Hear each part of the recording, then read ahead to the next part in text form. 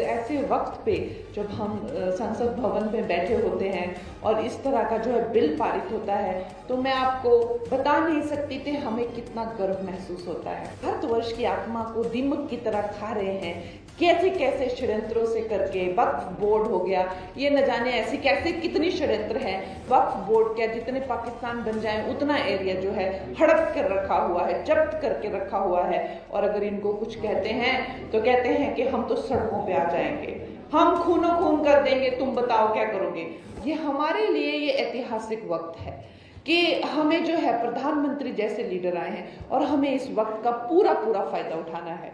क्योंकि अगर हम अब चूक गए तो वो जो वाकई में जो मोदी जी कहते हैं कि यही समय है, सही समय है, वो एकदम सही है। क्योंकि अगर हम अब चूक गए तो we will never make it. ये वक्त वापस नहीं आएगा। इस तरह के जो इंसान है हमें फिर से नहीं मिलेंगे दोस्तों।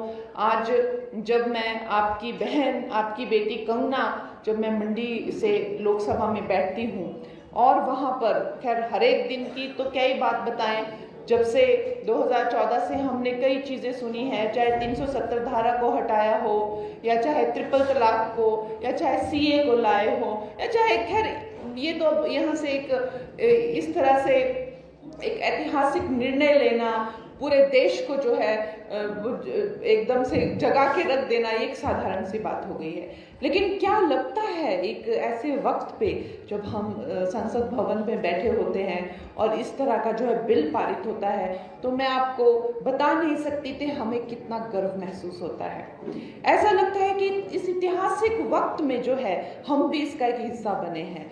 और जब वो वहाँ पे वोटिंग होती है तो वो कमरा लॉक हो जाता है, पूरा हॉल को लॉक किया जाता है और कोई भी सांसद बाहर नहीं जा सकता, वहां से आप हिल नहीं सकते, क्योंकि आपकी इतनी महत्वता होती है और आपको बार बार बोला जाता है कि कहीं मत जाना, आपका वोट है और ये बहुत ही ज़्यादा ज़रूरी है।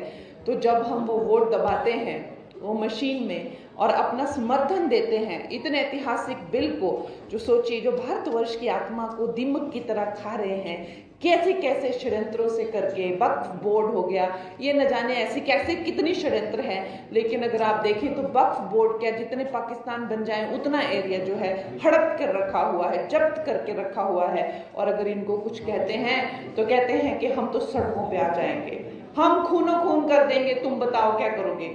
और आप देखेंगे अमित शाह जी ने उस दिन जब वो बिल पारित किया संसद भवन में, तो उन्होंने ललकार के कहा, जब विपक्ष के लोगों ने उनको डराने की कोशिश की कि जो है हम देखते हैं तुम कैसे पारित करते हो, तो उन्होंने ललकार के कहा कि आओ मैं देखता हूँ कौन कैसे तुम सड़क पे उतरोगे और कैसे तुम खूनो खून करोगे। इस तरह के हमारे नेता हैं, इस तरह की हमारी लीडरशिप है, ना कि वो सिर्फ काम और ना कि सिर्फ वो साम दाम दंड भेद, हर एक नीति को, हर एक कूटनीति को, हर एक राजनीति को वो समझते हैं।